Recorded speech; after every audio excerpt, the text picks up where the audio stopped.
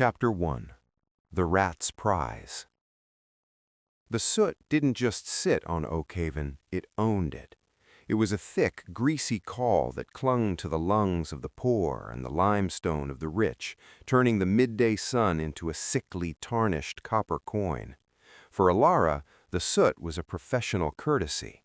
It blurred the edges of the world, turning a girl in a charcoal-colored cloak into nothing more than another shadow drifting across the rooftops of the High Spire district. Alara adjusted her grip on the soot-slicked gargoyle of the Ministry of Concord. Below her, the cobblestones were being scrubbed by servants who looked like they were losing a war against the inevitable. A black carriage, lacquered to a mirror finish that seemed almost offensive in this gray city, hissed to a halt in front of the ministry's iron-wrought gates. "Right on time, you pompous bastard," Alara whispered, her voice a rasp from years of breathing Oakhaven's air. The man who stepped out of the carriage was Counselor Vane. He was draped in silks the color of a bruised plum, his silver hair pulled back so tightly it seemed to be trying to escape his skull. But Alara wasn't looking at his face. She was looking at the small rectangular box tucked under his arm. It was leaden, dull, heavy, and utterly out of place against his finery. A man like Vane carried velvet-lined mahogany or gold-leafed cedar. He didn't carry a block of base metal unless what was inside was either incredibly dangerous or incredibly heavy. To Alara, both meant the same thing: profit. Vane barked an order to his guards, 4 men in crimson capes, their hands resting on the pommels of steam pistols. They fanned out, their eyes scanning the street. They looked everywhere except up. That was the mistake the powerful always made in Oakhaven. They assumed the sky belonged to the birds, and the birds were too smart to fly in the smoke. Alara didn't use a rope. Ropes left marks and took too long to coil. Instead, she used the spider's path, a series of narrow ledges, protruding vent pipes and loose bricks she'd memorized weeks ago. She descended with the fluid, boneless grace of a cat, her boots making no more sound than a falling feather. She reached the top of the ministry's portico just as Vane reached the top step. This was the window, the 3-second gap where the guards turned to check the perimeter and Vane reached for the heavy brass door handle. Alara didn't think, she moved. She dropped from the portico, a 10-foot plunge that would have shattered the ankles in a lesser thief. She landed in a crouch behind Vane, the impact absorbed by her heels and the roll of her shoulders. With a flick of her wrist, a thin, curved blade, the rat's tooth, slid into her hand. She didn't stab, she didn't cut flesh. She sliced the leather strap of the satchel Vane had looped over his shoulder to steady the leaden box. The weight of the box shifted. Vane felt the change in tension and began to turn, a scowl forming on his thin lips. "What?" Alara didn't wait for him to finish. She caught the box as it slipped, tucked it under her arm, and used Vane's own shoulder as a stepping stone.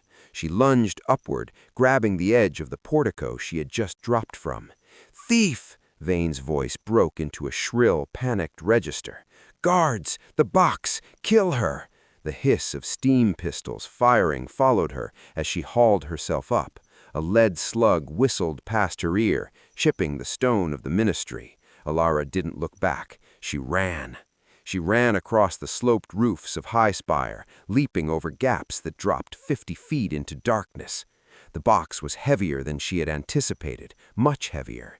It felt like carrying a bucket of wet sand, and it hummed. Not a sound exactly, but a vibration that traveled through her ribs and made her teeth ache. She dove into a chimney flue she knew led to a disused laundry chute, sliding into the cooling darkness of the lows. She emerged in a tangle of damp sheets and the smell of lye, sprinting out into the labyrinthine drip alleys, where the smog was so thick you could carve it with a knife. 10 minutes of twisting through sewers and back alleys later, she reached her nest. It was an attic above a clockmaker's shop that had been out of business since the Great Lung Cough of '92. The gears of the massive street-facing clock were frozen in a jagged snarl of brass. Alara slammed the trapdoor shut and bolted it. She slumped against the wall, her breath coming in ragged, burning gasps. She clutched the leaden box to her chest. Her heart was hammering against the metal, and for a terrifying second, it felt like the box was hammering back. "Please be gold," she wheezed, wiping a smudge of soot from her forehead. "Please be a mountain of sovereigns or a fistful of emeralds. I'm tired of eating sawdust bread, Vane." She placed the box on her scarred wooden workbench. Now that she was in the light of her single guttering tallow candle, the box looked even stranger. There were no seams, no hinges, no lock. It was a solid hunk of lead, or so it seemed. But as she touched it, she noticed faint etched lines, runes that looked less like writing and more like cracks you'd see in drying mud. Alara reached into her boot and pulled out a small specialized pry bar. She wedged it in a microscopic hairline fracture at the top of the box. She expected resistance, a groan of metal or a snap of a seal. Instead, the box opened like a flower. The leaden petals curled back, silent and supple like silk. There was no gold, there were no jewels. In the center of the leaden flower sat a shard of something that looked like obsidian, but it wasn't stone. It was a jagged splinter of absolute darkness, about the size of a dagger hilt. It didn't reflect the candlelight, it seemed to swallow it. And it was pulsing. Thump, thump. The sound wasn't in the air, it was in Alara's skull. "What in the hells are you?" she whispered. She reached out a trembling finger. She knew she shouldn't. Every instinct she had honed in the gutters told her that things that glowed or pulsed were usually the things that left you dead in a ditch. But there was a pull, a gravity to the object that felt like the tug of a tide. The moment her hand touched the cold glass-like surface, the world tilted. The smog in the room, the thin trails of gray that always drifted through the floorboards, suddenly froze. The flickering candle flame stood still, a motionless orange teardrop. Alara tried to pull her hand away, but she couldn't move. Images flooded her mind, faster than she could process. A forest of white trees turning to ash, a city made of gold sinking into a sea of blood, a man with eyes like dying stars reaching out to her. And then the hunger. The shard wasn't just an object, it was an appetite. It felt her exhaustion, her fear, and her secret burning desire to never have to run again. The shard flared with a violet light so intense it blinded her. The leaden box beneath it began to melt, turning into a puddle of shimmering silver that flowed across the table, avoiding her hands like it was alive. Suddenly, the stilled world snapped back into motion. The candle flickered violently and died. Alara fell backward, hitting the floorboards hard. Silence rushed into the room, broken only by the distant rhythmic ticking of a single clockwork gear downstairs that somehow found the strength to turn. She lay there in the dark, her hand throbbing. She looked down at her palm. A faint glowing violet mark, a jagged line like a lightning bolt, was etched into her skin. It didn't hurt. It felt warm. She looked back at the workbench. The shard was still there, no longer pulsing, but sitting quietly in the center of the melted lead. It looked innocent now, almost beautiful. "You're not gold," she whispered, her voice trembling. "You're much worse." She knew one thing for certain. Counselor Vane wouldn't just send guards for this. He would send the Inquisitors. He would burn Oakhaven to the ground to get this back. She needed to move. She needed to hide. And most importantly, she needed someone who knew what a hell a God-Eye looked like before she accidentally leveled a city block just by thinking about dinner. She wrapped the shard in a thick piece of sailcloth, careful not to touch it with her bare skin again. Even through the cloth, it felt heavy, not with weight, but with importance. The rat had caught a prize. The only problem was, the prize looked like it was going to swallow the rat whole. Chapter 2. The Fallen Scholar. The Scholars' District, once the crown jewel of Oakhaven, was now a rotting tooth in the city's mouth. Decades ago, the Great Censure had stripped the libraries of their most volatile texts, and the academics who refused to burn their own life's work were cast out. They huddled now in a neighborhood colloquially known as the Stacks, where the buildings leaned against one another like drunks, and the gutters ran black with discarded ink and rainwater. Ilara moved through the fog with the shard pressed against her ribs. The sailcloth didn't stop the vibration, it only muffled it. Every time her heart beat, the shard seemed to echo it, a fraction of a second late, creating a disorienting double thrum in her chest. She reached a nondescript laundry shop that specialized in removing stains of a questionable nature. She didn't go inside. Instead, she slipped down a narrow gap between the laundry and a boarded-up apothecary, descending a flight of stone steps so slick with moss they felt like ice. At the bottom was a heavy oak door reinforced with rusted iron bands. Ilara hammered out a rhythm: 3 quick, 1 long, 2 quick. A small slat slid open. A pair of eyes, magnified to terrifying proportions by thick, cracked spectacles, peered out. "The shop is closed, Ilara. The ink rot is particularly bad tonight, and I am in no mood to haggle over stolen silverware," a voice muttered. It was a young voice, but it carried the weary cadence of a man who had spent too much time arguing with ghosts. "It's not silverware, Kaelin," Ilara hissed, glancing over her shoulder at the misty street above. "And if you don't let me in, the ministry guards are going to find me on your doorstep, which will make your disgraced status look like a promotion compared to what they'll do to you for harboring a thief." The bolt turned. The door groaned open just enough for Ilara to squeeze through before Kaelin slammed it shut and threw 3 different locks. The basement was a cathedral of forbidden things. Stacks of books, their leather covers peeling like sunburnt skin, reached toward the low, timbered ceiling. Hand-drawn star charts were pinned to every available inch of wall, and the air was thick with the scent of ozone, dried lavender, and old paper. In the center of the room sat a massive mahogany desk, Kaelin's only inheritance from his time as the Academy's youngest prodigy of Aetherics. Kaelin's self looked like he hadn't seen the sun since the previous winter. His hair was a chaotic nest of chestnut curls, and his waistcoat was missing 3 buttons. He began pacing immediately, his hands twitching. "Vane's men are crawling all over Highspire, Ilara. I heard the steam whistles from here. They've locked down the bridges. What did you do? Did you steal the counselor's signet, his mistress's pearls?" "Worse," Ilara said. She walked to the desk and cleared a space, shoving aside a stack of diagrams illustrating the flow of ley lines. "Worse? Ilara, we had an agreement. You bring me scrolls, minor artifacts, things the ministry forgets they even own. You don't bring the Inquisition to my cellar." "Shut up and look," she snapped. She reached into her cloak and pulled out the sailcloth bundle. As she set it down, the desk groaned. The wood directly beneath the object began to darken, as if it were being scorched by invisible fire. Kaelin stopped pacing. His eyes dropped to the bundle. That is far too heavy for its size.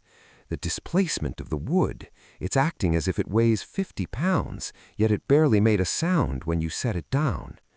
"It's not just heavy," Ilara whispered. "It's almost loud inside my head." She reached for the cloth, but hesitated. She looked at her right hand, the violet mark Kaelin hadn't seen yet. She kept it tucked in her sleeve and used her left hand to peel back the layers of sailcloth. The shard was revealed. In the dim, amber light of Kaelin's oil lamps, the obsidian splinter didn't just sit there. It seemed to draw the light into itself, creating a small pocket of absolute darkness in the center of the room. The violet pulsing had returned, a rhythmic, haunting glow that illuminated the veins in Kaelin's pale face. Kalen didn't move. He didn't breathe. For a long minute, the only sound in the basement was the distant drip of water from a leaky pipe. Then he backed away so quickly he tripped over a stool, crashing into a pile of books. "By the ancestors," Ilara breathed, his face turning the color of ash. "Ilara, put it back, wrap it up, bury it, throw it into the great canal." "What is it?" Ilara demanded, her heart racing. "I thought it was a power source, a battery for one of Vane's prunotypes." "A battery!" Kalen scrambled to his feet, his hands shaking so violently he had to tuck them under his arms. "That's the Aethel-Eye, you fool. It's not a battery, it's a seed." "A seed? For what? For anything, for anything." Kalen stepped closer, drawn back in by a morbid curiosity that outweighed his terror. He reached for a pair of iron tongs on his workbench, using them to nudge the sailcloth further away from the shard. "It's a relic of the old gods. Before the censure, before the ministry, the world was governed by the law of resonance. This is a fragment of the world's primordial matter." Ilara frowned. "So it's valuable." "Valuable?" Kalen let out a sharp, hysterical laugh. "It's priceless, and it's a death sentence. The legends say the Aethel-Eye can manifest the intentions of whoever holds it. You want gold? It will turn the air to gold. You want rain? It will pull the water from the clouds." "That sounds like exactly what Oakhaven needs," Ilara thought, thinking of the starving families in the lows. "You didn't let me finish," Kalen snapped, his scholarly intensity overriding his fear. "The world exists in a state of equivalent exchange. It is a closed system. The eye doesn't create from nothing, it reallocates. To turn the air to gold, it must take the value from somewhere else. If you use it to heal a wound, it might rot a forest. If you use it to bring rain to a desert, you might dry up a sea on the other side of the continent." Ilara looked at the shard.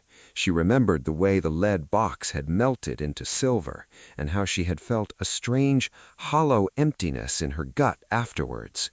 "It's a ledger," Ilara whispered. "Exactly," Kalen said, "and the problem is, the wielder doesn't always choose what the payment is. The eye calculates the cost based on the magnitude of the wish and the purity of the intent. And human intent, Ilara, is never pure." Ilara felt a cold sweat break out on her neck.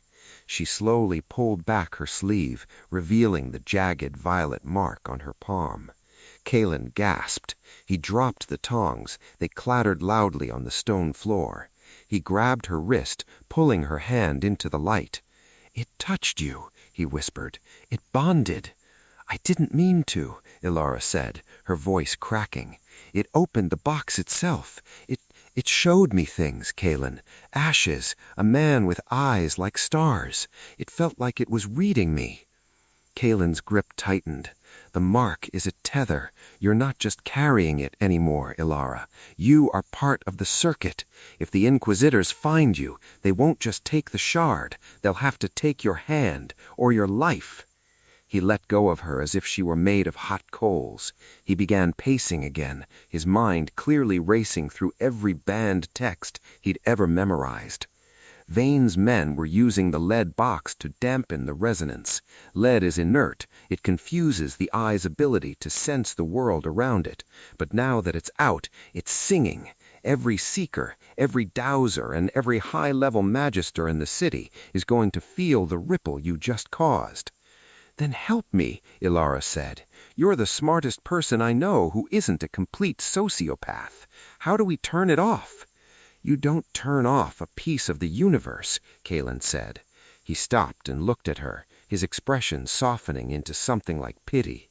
"But there is a legend, the shrine of the first equilibrium. It's said to be at the edge of the world, in the gray crags. If the eye is returned to its casing there, it can be neutralized." "The gray crags?" Ilara scoffed. "That's weeks away. Through the Imperial Heartlands. We wouldn't make it past the first checkpoint." "We don't have a choice," Kalen hissed. "Do you feel that?" He pointed to a glass beaker on his desk.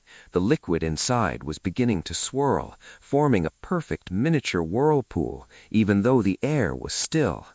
"The eye is reacting to our anxiety," Kalen warned. "The more we panic, the more it seeks to fix the problem. If we stay here, it might decide the best way to protect us is to erase everyone in 5 blocks in the radius." Ilara looked at the shard, then at the mark on her hand. She felt a strange humming warmth radiating from the violet lines. For a fleeting second, she imagined what she could do with it. She could make the ministry disappear. She could make the soot vanish from the sky. She could make... Chapter 3. The Iron Sentinel.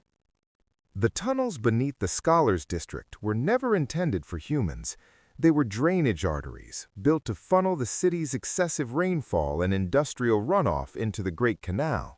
Now they were a labyrinth of slick stones, weeping walls, and the kind of darkness that felt heavy enough to drown in. Ilara led the way, her feet finding purchase on the narrow, slime-coated ledges with the instinct of a creature born to the shadows. Behind her, Kalen was a symphony of architectural disaster. He tripped over loose masonry, his breathing was a series of wet wheezes, and his satchel, stuffed with forbidden lore, clacked rhythmically against the stone. "Keep it down," Ilara hissed, her voice barely a ripple in the dark. "The sound carries in here. The Inquisition has ears in the pipes." "I am doing my best," Kalen panted. "I am a man of the mind, Ilara. My legs were designed for sitting in lecture halls, not traversing the literal bowels of Oakhaven." Ilara stopped, forcing Kalen to nearly barrel into her. She reached back and gripped his arm, pulling him close. The violet mark on her palm was beginning to throb again, a dull, rhythmic heat that mirrored the ticking of a clock. "Listen," she whispered. Above them, through a rusted iron grate, came the muffled roar of the city, but beneath the ambient hum of steam engines and distant shouting, there was something closer, a rhythmic clack, hiss, clack, hiss. "Steam striders," Kalen whispered, his voice trembling.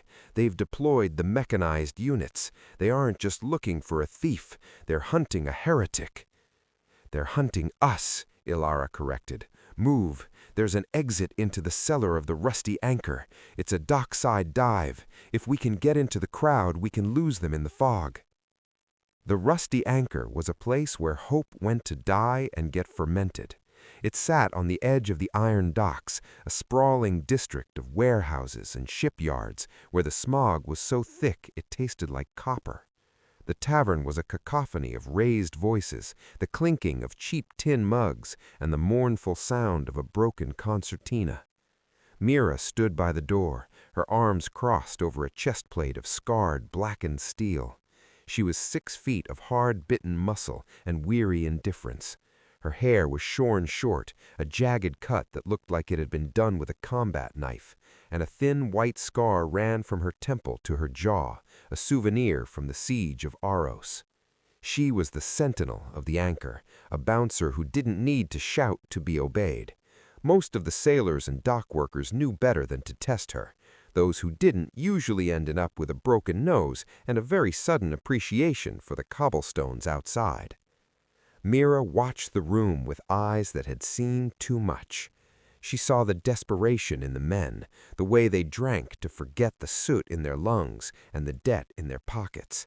She hated this city. She hated the empire that had used her as a weapon and then discarded her when the war turned cold.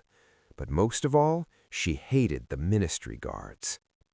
A heavy thud shook the door behind her. Mira didn't jump. She simply shifted her weight. Her hand dropped to the heavy iron mace hanging at her belt. "Open up, ministry business."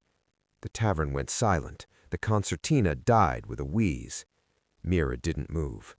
"We are a licensed establishment, Sergeant. It's past curfew for the ministry, not for the workers." "Open the damn door, Mira," the voice barked. It was Sergeant Holloway, a man Mira had served with in the 3rd Infantry. He was a man who enjoyed his authority a little too much. "Open the damn door, Mira," the voice barked. "We're looking for a pair of fugitives, a girl and a bookworm. Move, or we'll take the door off its hinges." Mira sighed, a low rumbling sound. She reached back and pulled the heavy iron bolt. The door swung open, and Holloway stepped in, flanked by 4 guards in crimson surcoats. Their steam pistols were drawn, the small copper boilers on the barrels hissing with built-up pressure. "Search the place," Holloway ordered. "Check the cellar first. We tracked the resonance to this block." Beneath the floorboards, Ilara and Kalen were scrambling up a rickety wooden ladder. They emerged into the cellar of the Anchor, a space crowded with barrels of rot-gut ale and hanging salted fish. "Almost there," Ilara whispered, reaching for the trapdoor that led to the main floor. Before she could touch it, the trapdoor flew open. A guard lunged down, his steam pistol leveled at Ilara's head. "Found them!" he yelled. Ilara didn't hesitate. She threw her weight forward, slamming the heavy leaden shard into the guard's shin. The man screamed, the impact sounding like a hammer hitting an anvil. As he tumbled backward, Ilara scrambled up into the tavern, Kalen close behind. They emerged into a nightmare. Guards were tossing tables, shoving patrons aside. Holloway saw them immediately. "There! Take the girl! The counselor wants the package intact!" Mira stood by the bar, watching the chaos unfold. She saw the girl, thin, dirty, with eyes like a trapped fox. She saw the boy, a terrified scholar who looked like he was about to faint. And then she saw the way the guards were moving. They weren't arresting them. They were cornering them with a lethality that suggested they didn't care about casualty damage. One of the guards leveled his pistol at the boy. "Don't move, scholar!" The pistol's finger tightened on the trigger. Mira didn't think. It was muscle memory, a decade of training taking over. She pivoted, her mace swinging in a low arc. It caught the guard's wrist just as he fired. The shot went wide, shattering a mirror behind the bar. "What are you doing, Mira?" Holloway roared, turning his own weapon on her. "That's treason!" "It's bad for business," Mira said, her voice like grinding stones. She stepped between the guards and the kids. She was a wall of iron and spite. "Run," Mira said, without looking back. "We can't," Kalen yelled. "The doors are blocked." The guards closed in. Holloway snarled and pulled the trigger of his steam pistol. The lead slug hissed through the air, aimed squarely at Mira's chest. At that moment, the Aethel-Eye reacted. Ilara felt a jolt of ice-cold energy shoot up her arm. The violet mark on her hand flared with a blinding, jagged light. She didn't mean to do it. She didn't even know how to do it. But she reached out a hand, her mind screaming for protection.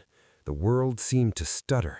The air in front of Mira suddenly grew thick, shimmering like heat haze. When the lead slug hit the shimmering air, it didn't bounce off. It didn't stop. It changed. The heavy lead bullet turned into a handful of dried lavender petals. They drifted harmlessly to the floor, the scent of summer suddenly cutting through the stink of the tavern. The silence was absolute. Holloway stared at the flowers at Mira's feet. Mira stared at Ilara. Ilara stared at her own hand, which was smoke-stained and trembling. "Witchcraft!" Holloway whispered, his face pale. "She's a weaver!" "I'm not!" Ilara shouted, but the shard was already humming, a low, hungry sound that vibrated in the floorboards. The equivalent exchange was already taking its toll. As the billet became flowers, the heavy iron stove in the corner of the room, the only source of heat for the tavern, instantly cracked. The fire inside died as if doused by a tidal wave, and the temperature in the room plummeted 20 degrees. Frost began to bloom on the windows. "The balance," Kalen whimpered. "Ilara, stop it. You're pulling the heat from the room." "I don't know how." Mira looked at the kids and then at the guards who were beginning to recover from their shock. She knew Holloway. He wouldn't stop until he had what he came for, and now that he'd seen magic, he'd bring the whole garrison. Mira swung her mace, catching a second guard in the chest and sending him flying into a stack of barrels. She grabbed Ilara by the collar of her cloak and Kalen by his satchel. "Through the kitchen. There's a coal chute to the alley." "Why are you helping us?" Ilara gasped as they sprinted past the bar. "Because Holloway's a prick," Mira grunted, "and because I've spent my whole life fighting for an empire that just tried to shoot a child. Move!" They burst into the kitchen, a frantic blur of motion. Mira kicked open the heavy iron door of the coal chute. "Jump! It's a 10-foot drop into the muck. If you break a leg, I'm leaving you." Kalen went first, disappearing with a yelp into the darkness. Ilara paused at the edge, looking at Mira. "You're coming?" Mira looked back at the tavern. She could hear the guards regrouping, their steam whistles shrilling for reinforcements. Her life here was over. The rusty anchor, her quiet anonymity, her peace, all gone in a flurry of lavender petals. "Someone has to keep you two from getting killed in the first 5 minutes," Mira said.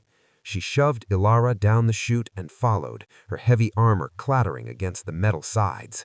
They landed in a heap of wet coal and harbor filth. The alley was narrow and choked with fog, but it was empty. "This way," Mira said, taking the lead. She moved with a purpose that Ilara found both terrifying and comforting. "Mira," Kalen said, scrambling to keep up, "do you have any idea what we're carrying? What she did back there? That was just a flicker. This thing is—" "I don't care if it's the heart of the Emperor himself. Right now, it's a magnet for every soldier in Oakhaven. Keep your mouth shut and your head down." They moved through the fog like ghosts. Ilara felt the shard beneath her cloak. It felt heavier now, sated. It had protected her, but at a cost. She thought of the cold tavern, the frozen fire. She looked at the violet mark on her hand. It was darker now. The lines had crept further up her wrist, resembling. Chapter 4. The Alchemist's Debt.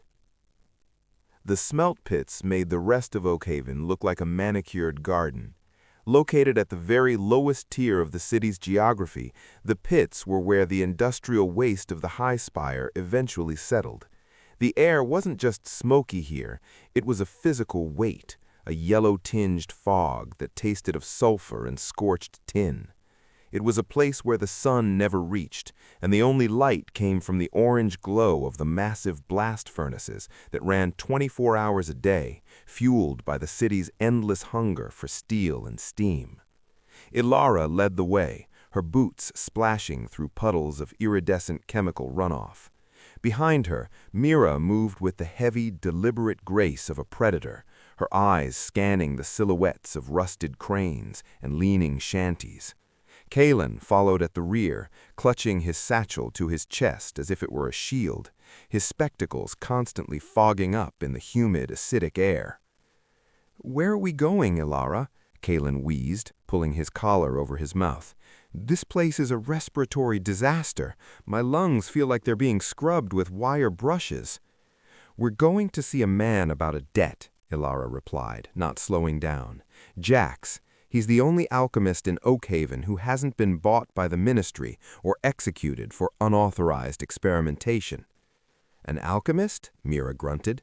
"Most of them are charlatans, selling vitality tonics that are just grain alcohol and beet juice." "Jax is different," Ilara said, turning down a narrow alleyway between 2 towering warehouses. "He's brilliant. He's also a degenerate gambler who owes money to every bookie from here to the Grey Crags.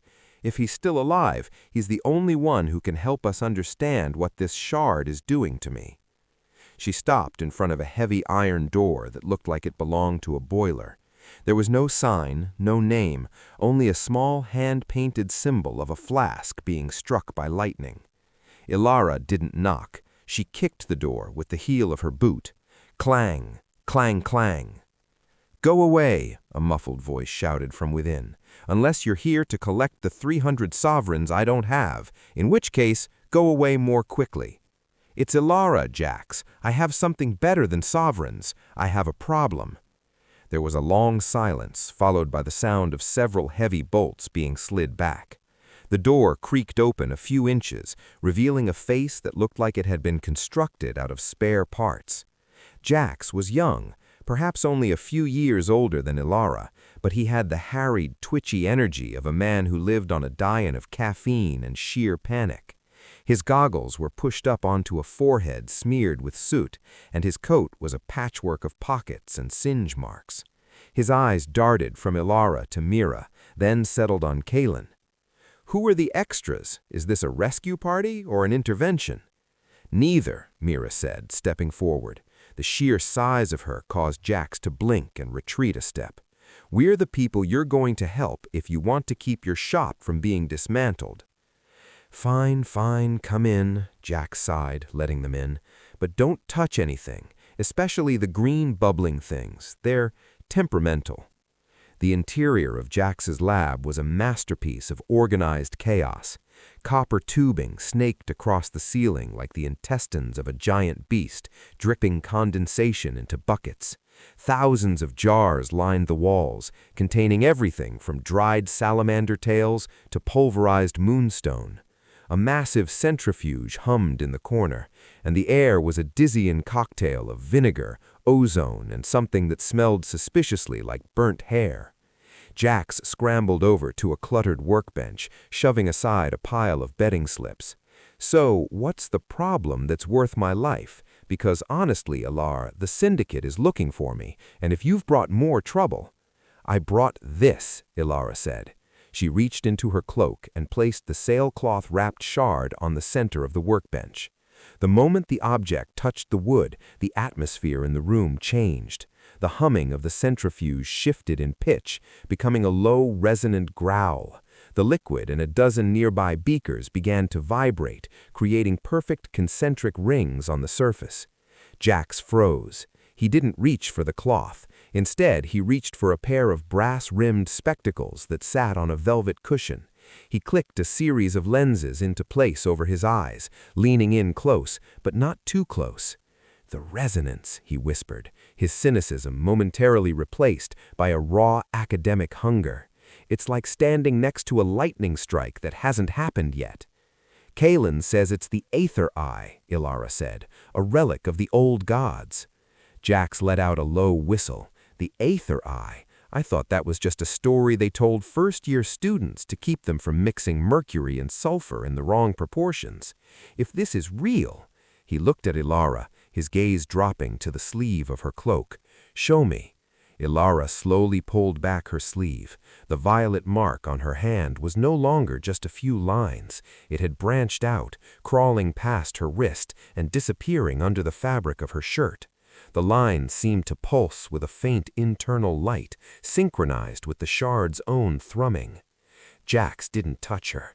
He moved a strange ticking device, an aether meter, near her hand. The needle on the dial slammed against the stop pin so hard it snapped off. "You're not just carrying it," Jax said, his voice dropping an octave. "The shard is using your nervous system as an antenna." "Is it dangerous?" Kalen asked, his voice trembling. "I mean, more dangerous than it already is?" "Dangerous," Jax laughed, a sharp, jagged sound. "Scholar, we are currently standing in a room with a device that could rearrange the molecular structure of the entire district if the girl gets a particularly bad sneeze. My debt to the Syndicate is the least of my worries now." He turned back to his workbench, his hands moving with a frantic, practiced speed. "I've studied the law of resonance. Most magic, at least the stuff the Ministry uses, is just parlor tricks. They use steam and pressure to mimic the old ways. But this is the source code." Suddenly, a loud metallic boom echoed from the street outside. Ilala jumped, her hand flying to the hilt of her dagger. Her heart began to race, a cold prickle of sweat breaking on her neck. She thought of the Inquisitors. She thought of the glass statues they had left behind in the tavern. She thought of the possibility that she would never see a clear sky again. Fear. It wasn't a slow build. It was a sudden, overwhelming flood. The violet mark on Ilara's hand flared with a blinding, frigid light. "Ilara, stay calm!" Kalen shouted. But it was too late. The temperature in the lab didn't just drop, it plummeted. The humidity in the air instantly crystallized, turning into a swirling flurry of snow inside the room. The buckets of runoff water froze solid with sounds like pistol shots. Frost raced across the copper pipes, turning them white in seconds. Jax's breath came out in a thick cloud of vapor. He shivered violently, his teeth chattering. "Stop, stop it! You're draining the thermal energy." Mira grabbed Ilara by the shoulders, her heavy gauntlets feeling like ice against Ilara's skin. "Ilara, look at me! Breathe!" Ilara was staring at the shard. It was glowing with a pale, ghostly blue light now, sucking the warmth out of the air as if it were a vacuum. She felt a hollow, aching void in her chest, a sense of loss that was almost physical. "I can't," Ilara gasped, her voice sounding small and brittle. "I'm scared, Mira. I can't think about what happens if they catch us." "They won't," Mira roared, her voice cutting through the rising wind inside the lab. "Because I'm here, and because you're a thief of the High Spire. You've outrun death 1,000 times. Don't let a rock be the one that trips you up." Mira's grounding presence, solid, immovable, and utterly unafraid, acted like an anchor. Ilara closed her eyes, focusing on the weight of Mira's hands on her shoulders. She forced her heart rate down, counting the seconds between her breaths. The wind died down. The blue glow of the shard faded back to its usual obsidian darkness. The snow began to settle on the floor, melting slowly as the ambient heat of the smelt pits began to leak back into the room. Jax slumped against his desk, hugging himself. "Well," he wheezed, "that definitely confirms my theory. It reacts to emotional states. Fear triggers an exothermic drain. Imagine what anger would do, or grief." "What was the exchange?" Kalen asked, looking around the room with a horrified expression. "If the room got cold, where did the heat go?" Jax pointed to his furnace, the one that powered his centrifuge and provided light to the lab. The massive iron structure was now glowing with a terrifying white-hot intensity. The metal was beginning to sag, melting under a heat that it was never designed to contain.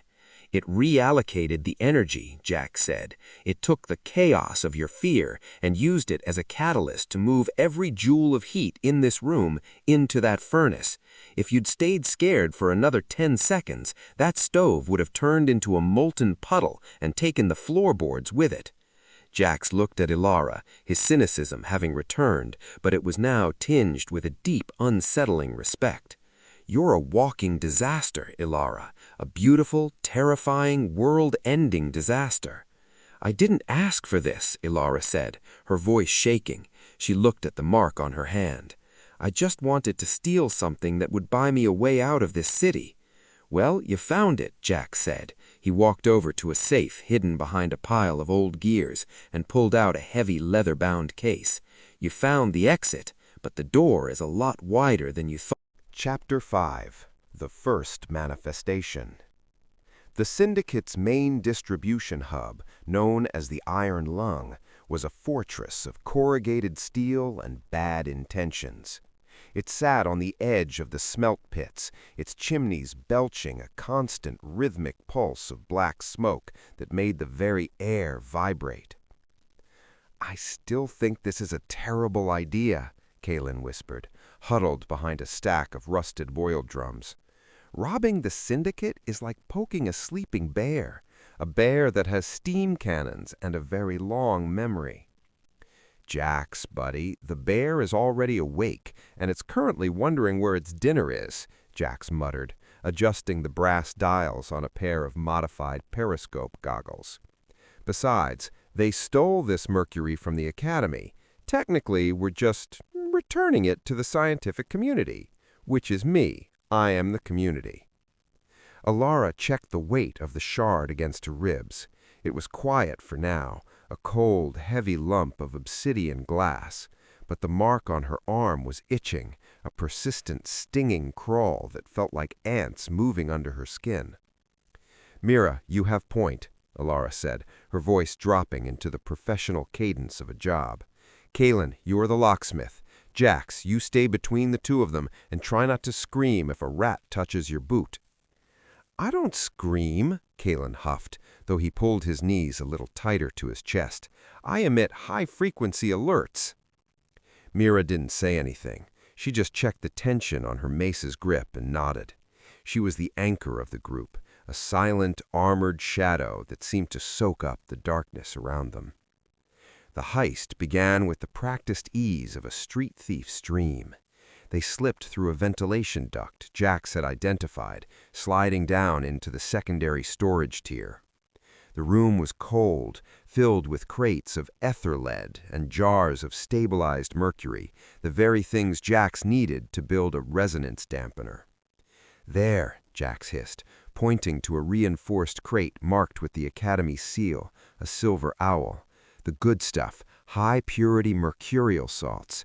It's the only thing dense enough to mask the eye's frequency." Alara kept watch while Jax worked the lock. His fingers moved with a frantic, twitchy speed, his tongue poking out the corner of his mouth. Click. The crate swung open. Inside were 3 glass carboys filled with a shimmering, heavy liquid that moved like slow-motion lightning. "Got it," Jax grinned.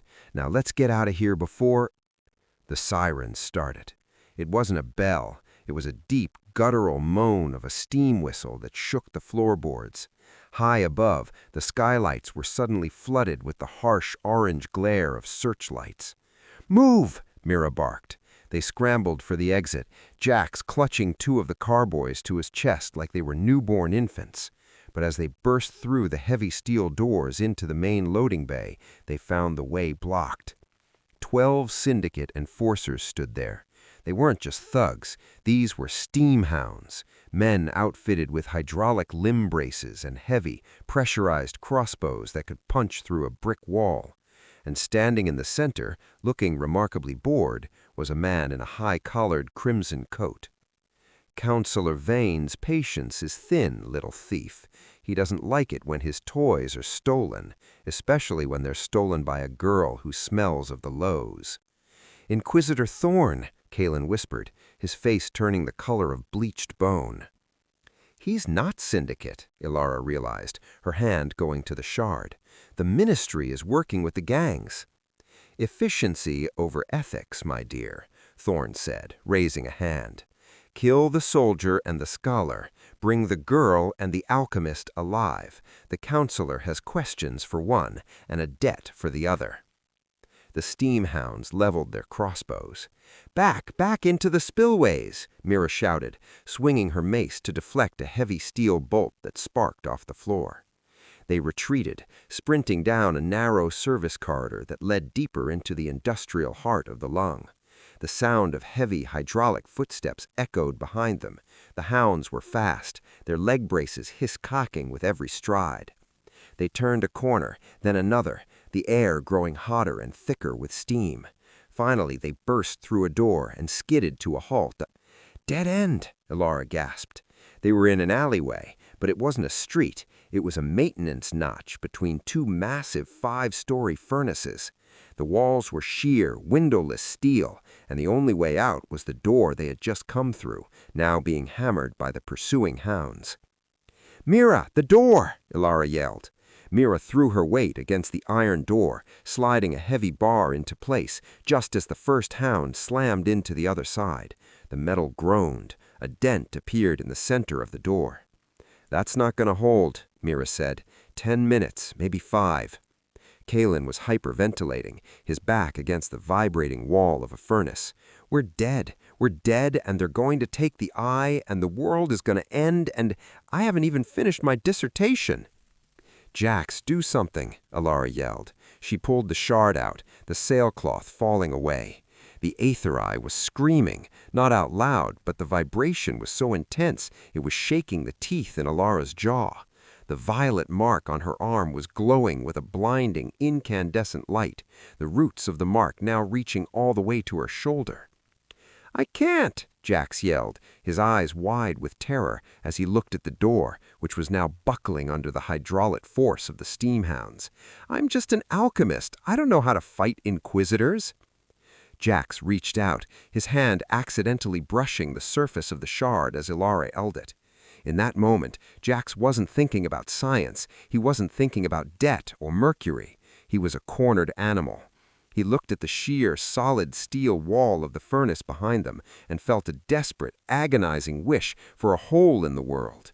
He wanted to be anywhere else. He wanted the wall to simply not exist. "I wish we were gone!" he screamed. The shard didn't pulse this time. It ripped. A sound like the earth being torn in half filled the alleyway. A vertical line of absolute, shimmering nothingness appeared in front of the furnace wall.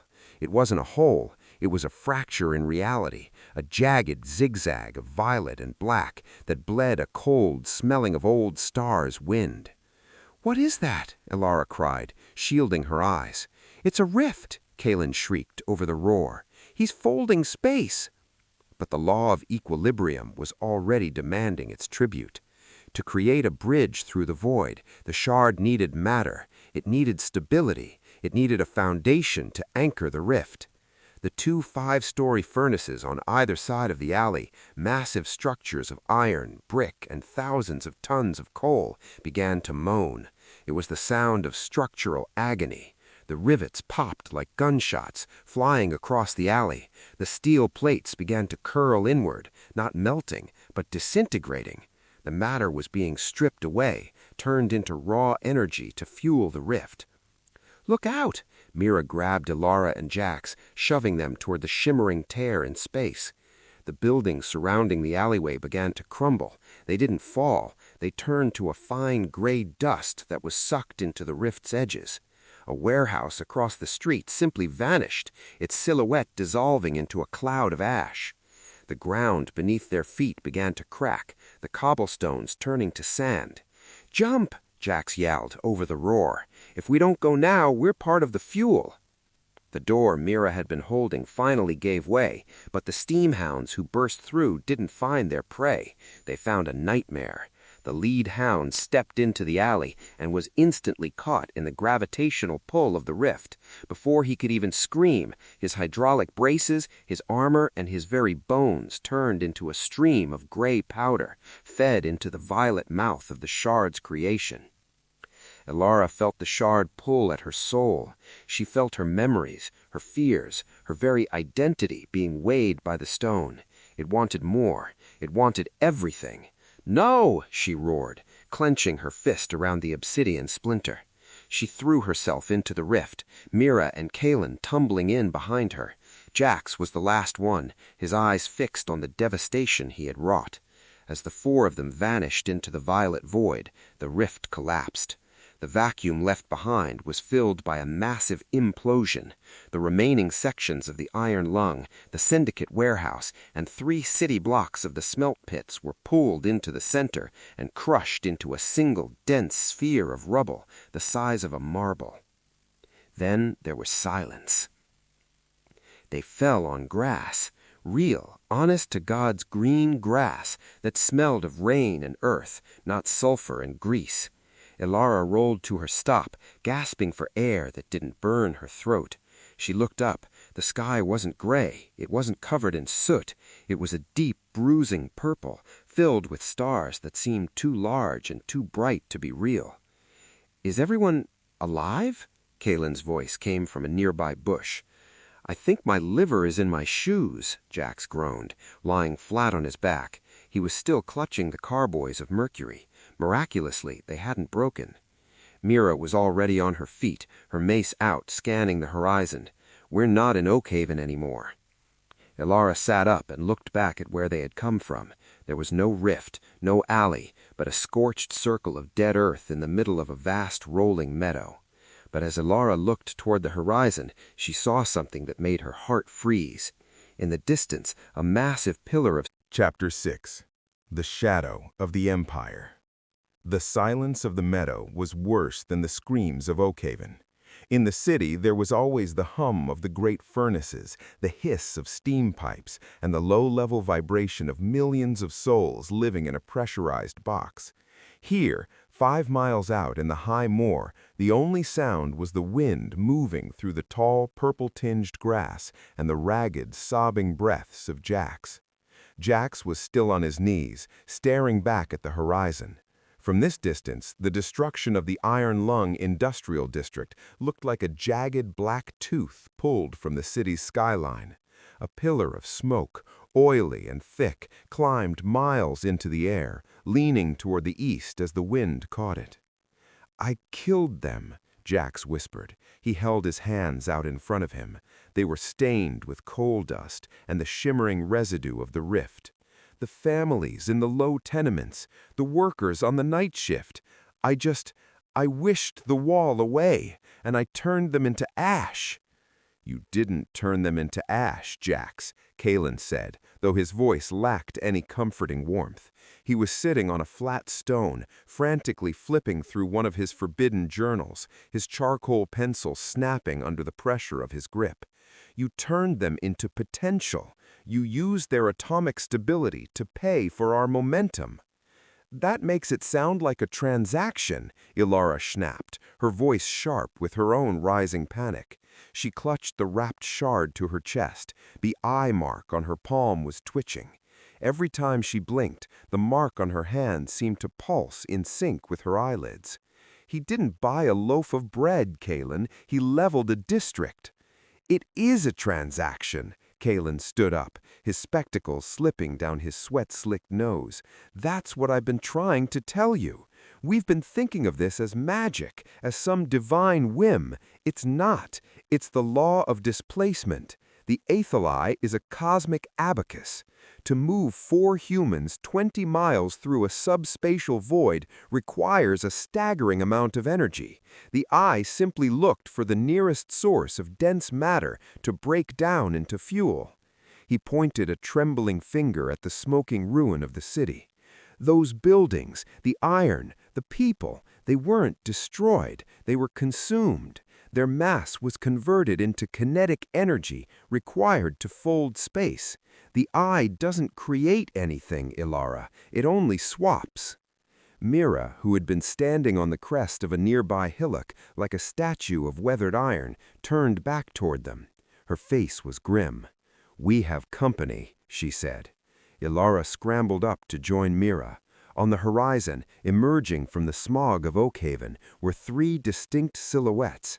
They weren't carriages or groundclads. They were cloud hunters, the Empire's elite aerial pursuit ships. They looked like sleek predatory sharks made of brass and canvas, their undersides glowing with the blue fire of concentrated aether thrusters. "They're moving fast," Mira noted, her eyes narrowed. "They're not searching, they're tracking." "How?" Ilara asked, looking down at the heavy sailcloth bundle. "Jax said the mercury would mask it." "The mercury is in the carboys," Jax said, wiping his face and standing up unsteadily. "But I haven't built the housing yet. Right now, that shard is a lighthouse in a dark room. Every aether sensitive for 50 miles is looking at us." Suddenly, a high-pitched mechanical shriek tore through the air. A small metallic object, no larger than a hawk, streaked over the grass. It circled them once, its brass wings clicking with the sound of 1,000 watches. "A messenger hiss," Kalen cried, ducking. "Imperial model." The mechanical bird didn't attack. It hovered 10 feet above them, its glass eyes glowing a deep, malevolent red. A small aperture opened in its chest, and a flickering blue-white light projected a 3-dimensional image into the air between them. The image was a man. He was tall, dressed in robes of silver-threaded black that seemed to absorb the starlight. His face was a mask of aristocratic cruelty, sharp cheekbones, a high forehead, and eyes that were entirely, unnervingly white. "Grand Inquisitor Valerius," Mira whispered, her hand tightening on the hilt of her mace. "Citizens of the Empire," the projection spoke. The voice was thin and distorted by the hiss's speakers, but it carried an authority that made the hair on Ilara's neck stand up. "We were defending ourselves," Ilara shouted at the flickering light. The projection didn't react. It was a pre-recorded broadcast, likely triggered the moment the hiss locked on to the shard's resonance. "By order of the Emperor, you are declared anathema. Every province is closed to you. Every citizen is commanded to strike you down. But know this, I am coming for the eye, and I do not care if I have to burn every forest and salt every field between Oakhaven and the Grey Crags to find you.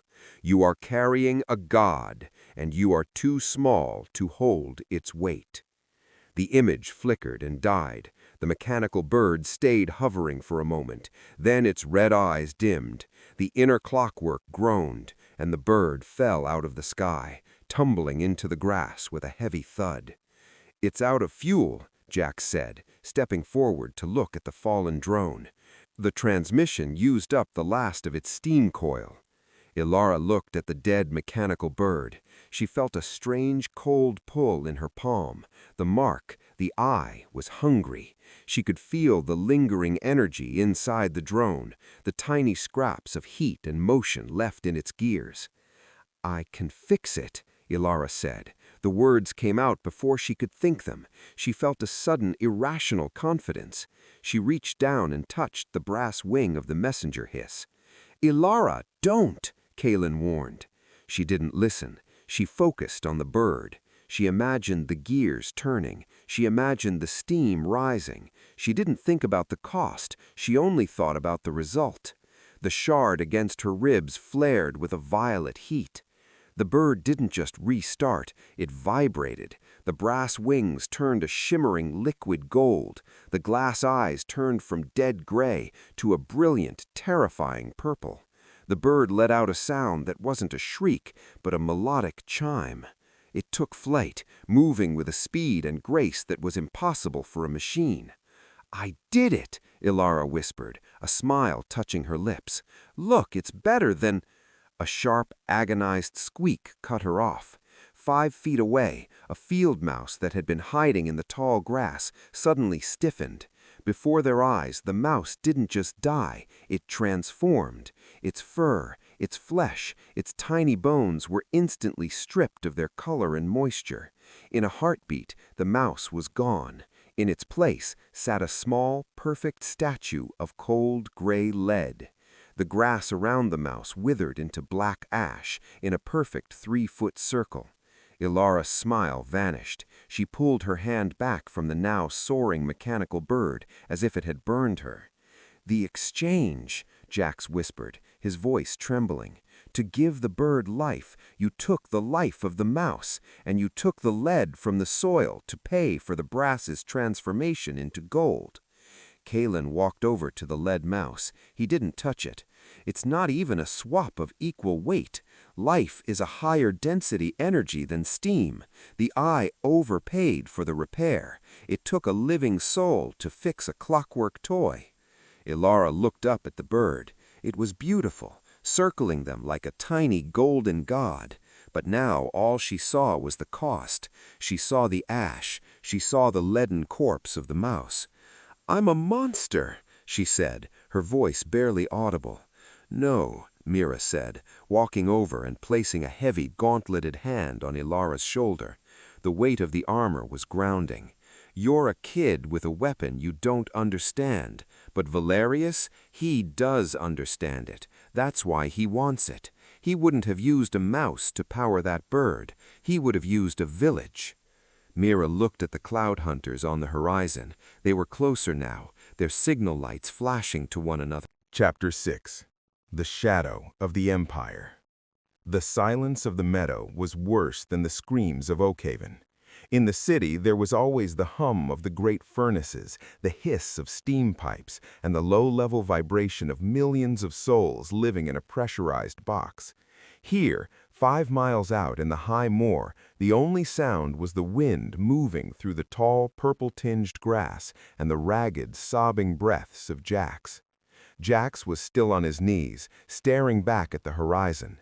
From this distance, the destruction of the Iron Lung Industrial District looked like a jagged black tooth pulled from the city's skyline.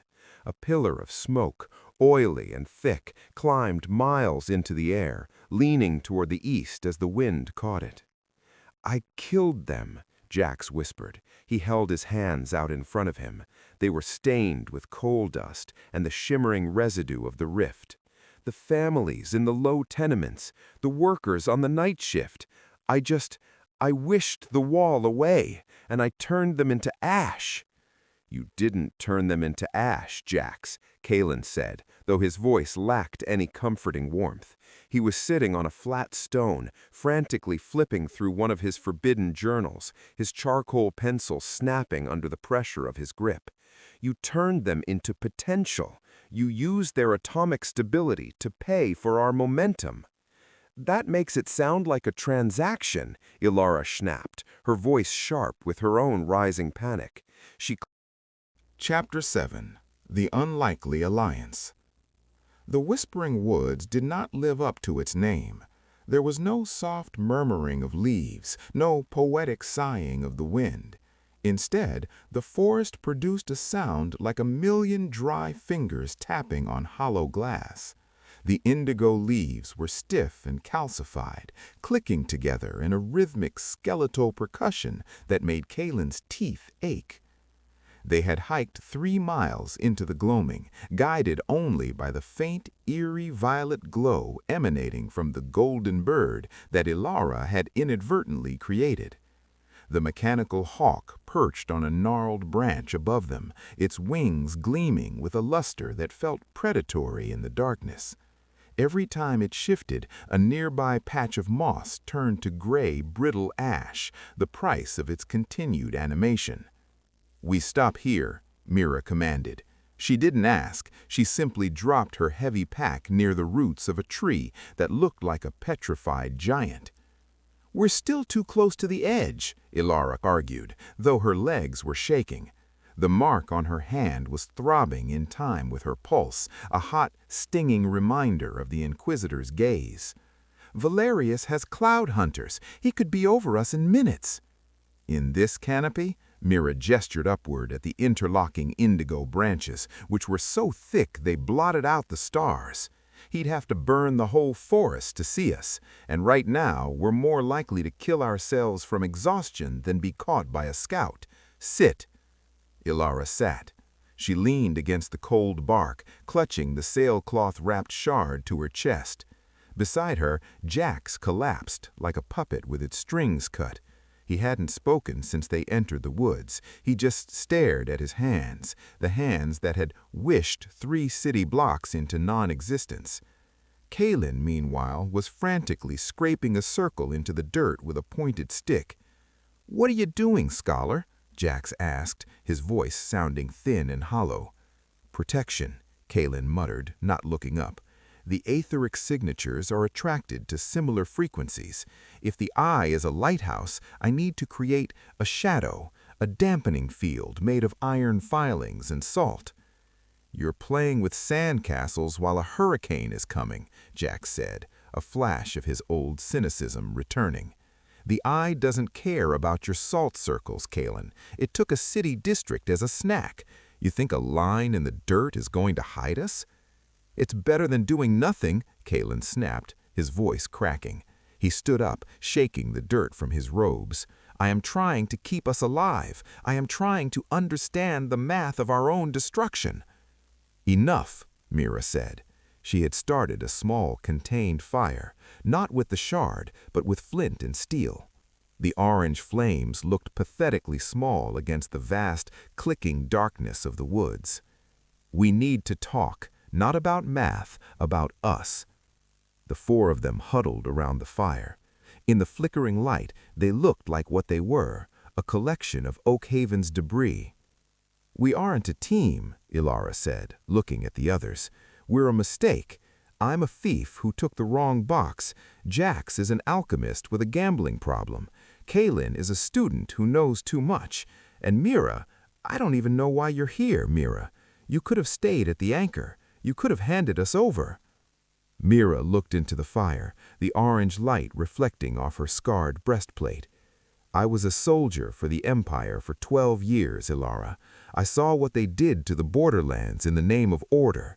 When I saw that guard aim his pistol at a boy holding a book, I realized the Empire hadn't changed. They just found a new way to dress up their cruelty." She looked up, her gaze steady. "I'm here because I'd rather die fighting for something real than live serving a lie. But that doesn't mean I trust you." "Good," Ilara said, her hand tightening on the shard. "Because I don't trust you either, any of you." The honesty hit the group like a physical blow.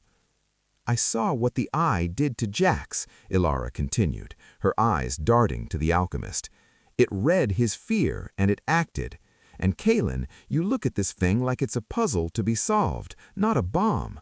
I see the way your eyes light up when it pulses. You want the knowledge. You want to be the one who deciphers the gods." Kalen opened his mouth to protest, but Ilara cut him off. "And me, I'm the one it's eating," she said, holding up her hand. The violet eye in her palm blinked, a slow, deliberate movement that made Jax recoil. "I feel it. It's not just a tool. It's a conversation. It's whispering things to me about how easy it would be to fix everything, to make the Inquisitors go away, to make us rich, to make us safe." "Don't," Jax whispered. "Don't listen to it." "I'm trying not to, but that's the problem. We're 4 strangers carrying the ultimate power, and every one of us has a reason to use it. Jax wants to undo his mistakes. Kalen wants his honor back. Mira wants to stop the Empire. And I just want to stop being a rat." The golden bird above them let out a melodic, haunting chime. A shower of indigo leaves fell, turning to leaden dust before they even hit the ground. "The eye is watching us," Kalen said softly. "It's feeding on this tension. It thrives on the potential of will. The more we conflict, the more energy it generates." "So what's the pact? If we can't trust each other, how do we get to the Gray Crags?" "We don't trust the people, we trust the goal. We all want the same thing, to get this thing to the shrine and get it out of our lives. We make a rule. No one touches the shard unless all 4 of us agree." "Agreed," Mira said. "Agreed," Kalen added. Jax looked at the shard, then at Ilara. "And if one of us tries to take it, if the temptation gets too high?" "Then the other 3 kill them," Ilara said, her voice devoid of emotion. The silence that followed was heavy. The unlikely alliance was now a suicide pact. They weren't friends, they were jailers for one another, bound by the shared knowledge that any one of them could become the next architect of a catastrophe. As the night wore on, the fire burned low. Jax and Kalen eventually drifted into a fitful sleep, their snores competing with the clicking of the trees. Mira sat against a stump, her mace across her lap, her eyes never leaving the darkness. Ilara couldn't sleep. The mark on her hand was too warm, a constant low-grade fever that radiated up her arm. She stood up and walked to the edge of the clearing, where the shadows were deepest. The golden bird fluttered down from its branch, landing on her shoulder. It was heavy, much heavier than a real bird, and it smelled of ozone and ancient metal. "You shouldn't be here," Ilara whispered to the bird. "You're a ghost of a mouse, a memory of lead." The bird tilted its head. It didn't speak, but a thought entered Ilara's mind, not her own, but something reflected. "I am what you made. I am the balance." Ilara looked back at the sleeping group. She saw Jax's face etched with the lines of a man who had seen the end of the world. She saw Kalen, his hands still clutching his journals, even in sleep. She saw Mira, the sentinel who had given up her peace for a thief she barely knew. She felt a sudden sharp pang of loneliness. She was the one tethered. She was the one who could feel the eye's hunger. To the others, she was becoming the very thing they feared. "Ilara!" Mira was standing a few feet away, her footsteps silent despite her heavy armor. "You shouldn't wander off," the soldier said quietly. "The woods are active." "I'm just thinking," Ilara said, pulling her cloak tighter around her shoulders. "About what you said, about fighting for something real." Mira walked up beside her, looking out into the indigo depths. "Oakhaven is a city built on the idea that everything can be measured, bought, and sold. The ministry thinks they can control the Soot. The syndicate thinks they can control the people. But this," she gestured toward the shard Ilara held, "this is a reminder that some things can't be measured, only survived." "Do you think we'll make it to the crags?" Mira was silent for a long time. The clicking of the trees seemed to grow louder, a chorus of dry, rhythmic tapping. "I think the world we knew is already gone, Ilara," Mira said. The moment that box was opened, the balance shifted.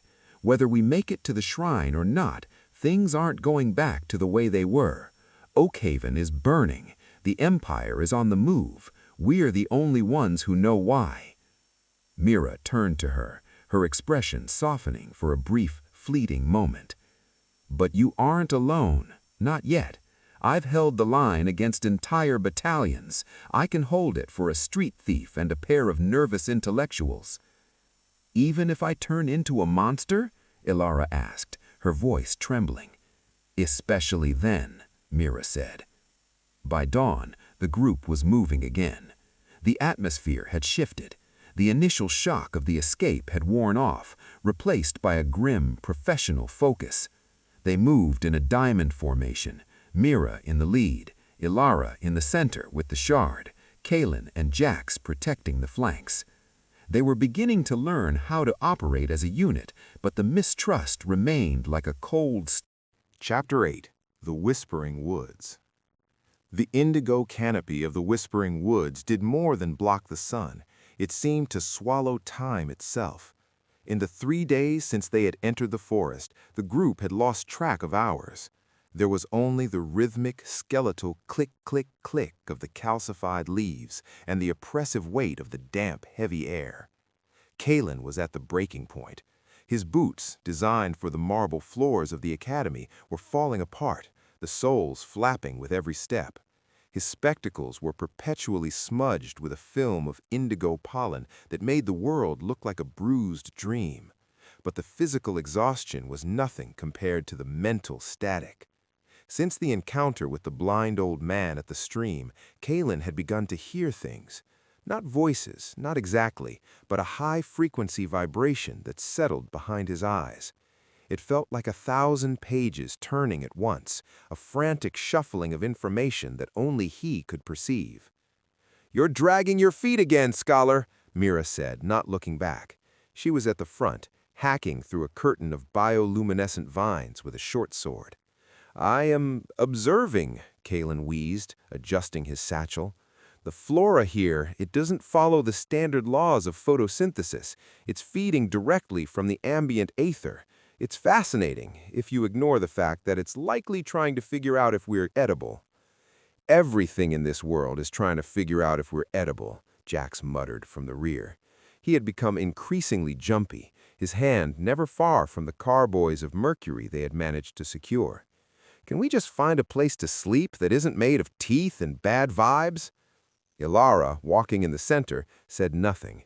She was the quietest of them all now. The shard was tucked into a harness Jax had fashioned, resting against the small of her back. The violet mark had climbed her neck, tracing the line of her jaw like a phantom bruise. She looked less like a thief and more like a relic herself. They made camp in the hollow of a massive dead tree. Its trunk was so wide it could have housed a small village, its interior scorched by some ancient lightning strike.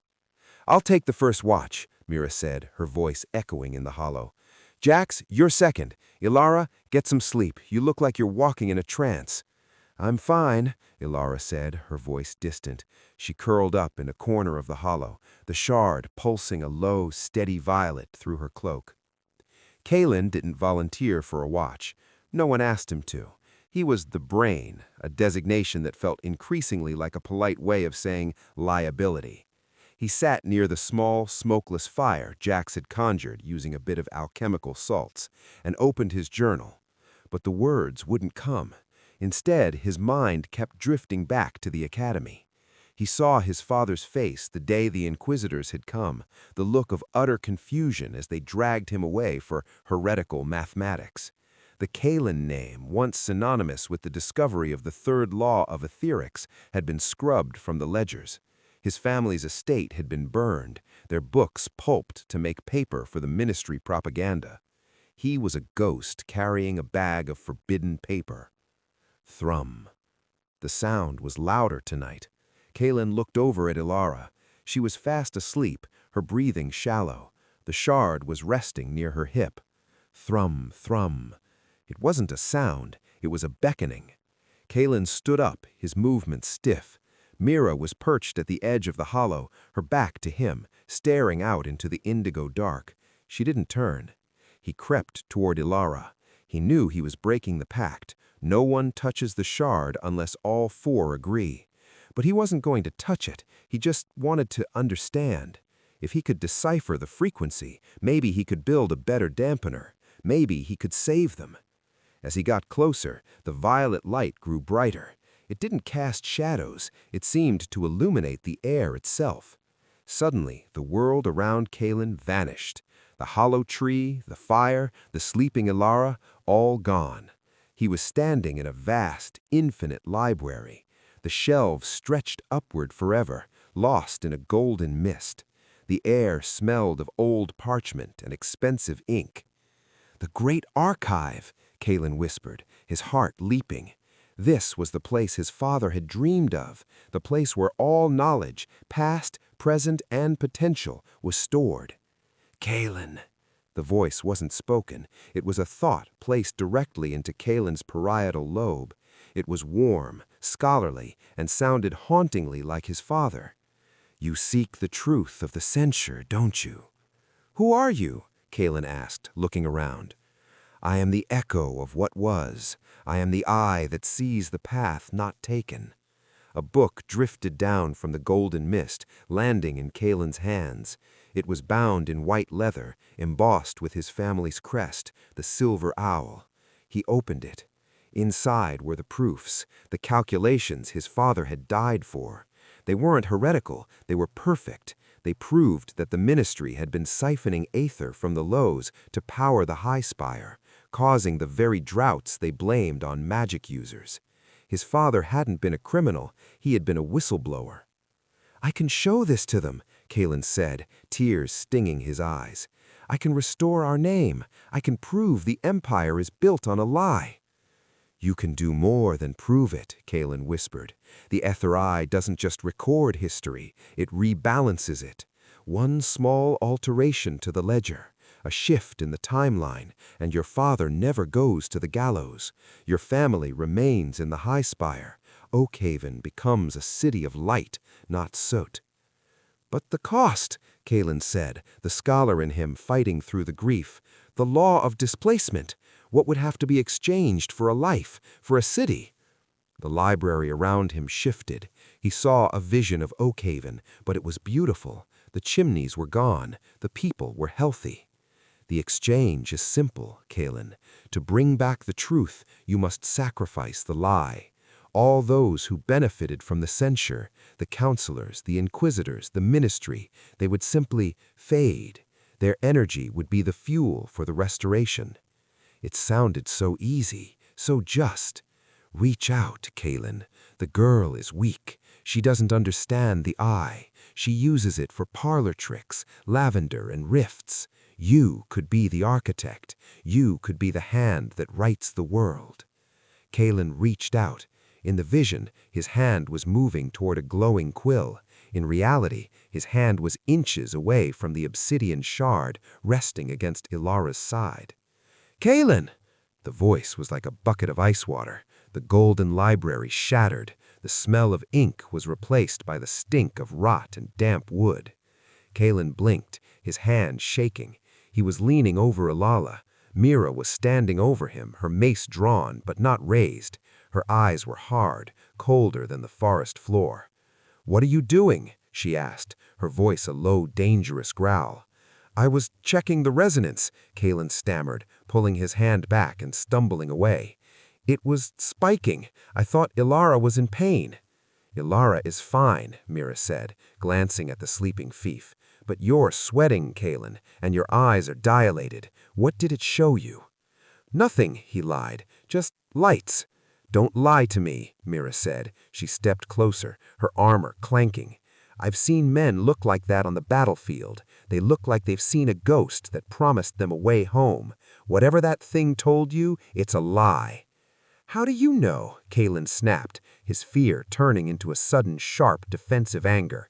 "You're a soldier, Mira. You think in terms of walls and weapons. You don't understand the magnitude of what this thing can do. It showed me the archive. It showed me my father." Jack sat up, rubbing his eyes. What's going on? Why are we shouting about dead parents at 3 in the morning? Kaelin was going to touch the shard, Mira said, her gaze never leaving the scholar. Jax's face went pale. He stood up, looking between Kaelin and the shard, as if it were a venomous snake. Kaelin, buddy, we had a pact. We talked about this. No one goes rogue. It's not going rogue, Kaelin shouted. It's about fixing the world. Do you know why Oakhaven is the way it is? Do you know why your parents' house was vanished? It's because the ministry broke the balance centuries ago. The Aethel-Eye wants to fix it. It needs a mind that understands the math. It doesn't want to fix anything, Ilara said. She was awake now, sitting up and looking at Kaelin with a profound sadness. She didn't look angry. She looked tired. It's not a voice, Kaelin, she said, her hand going to the mark on her neck. It's a mirror. It just finds the thing you're hungriest for and shows you a version of it where you're the hero. It did it to me, too.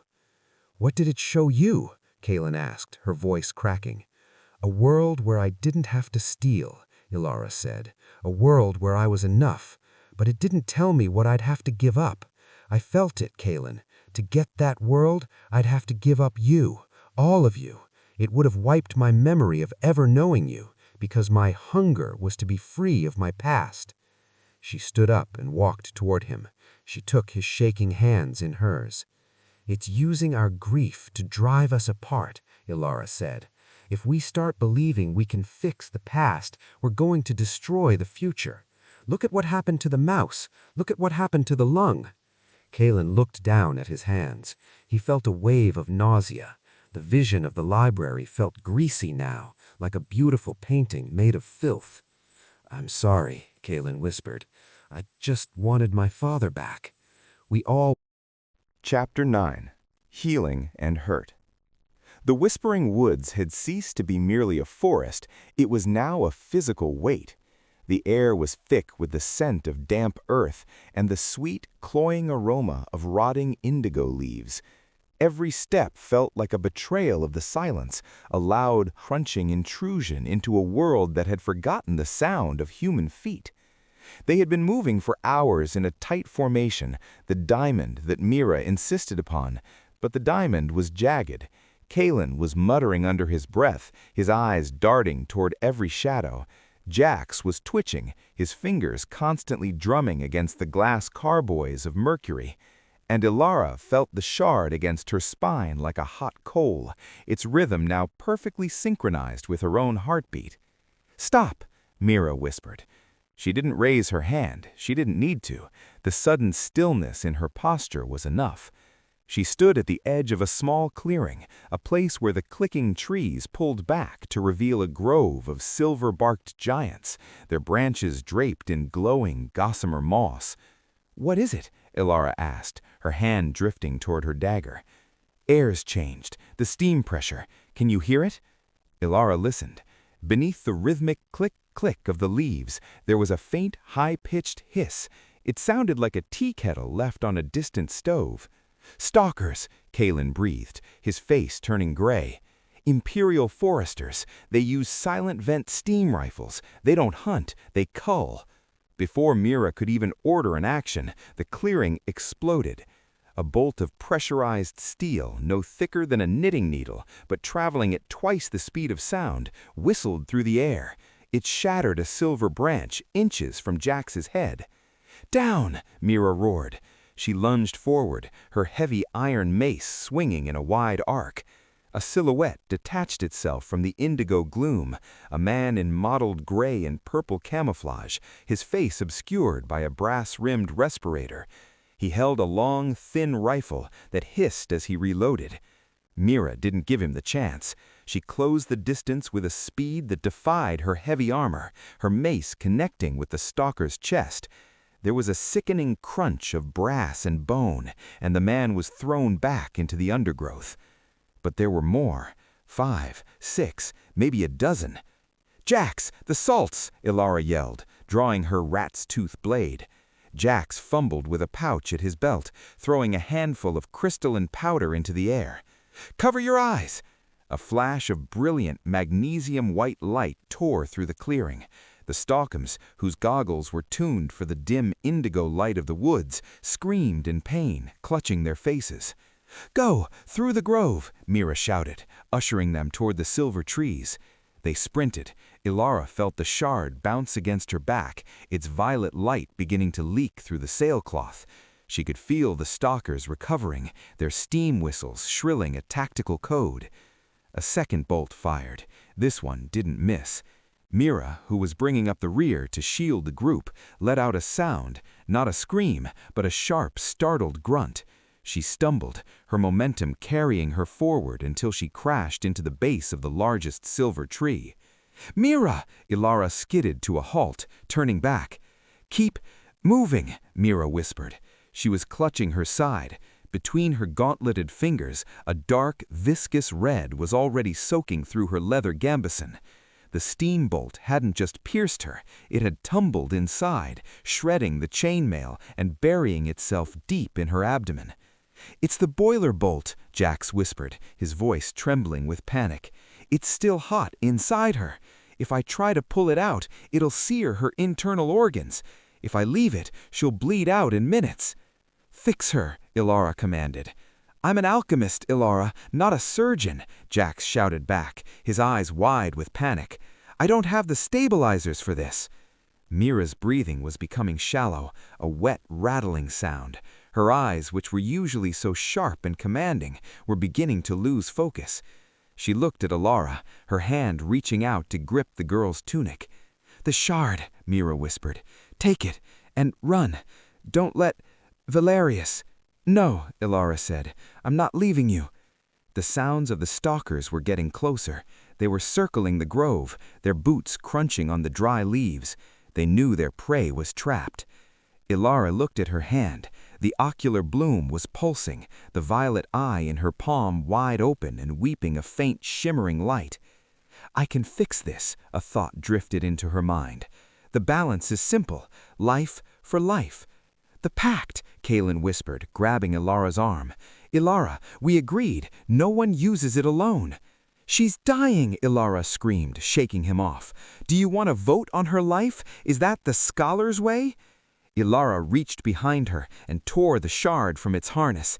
She stripped away the sailcloth. The obsidian splinter was incandescent, a jagged tooth of violet fire that seemed to hum with a hungry, expectant energy.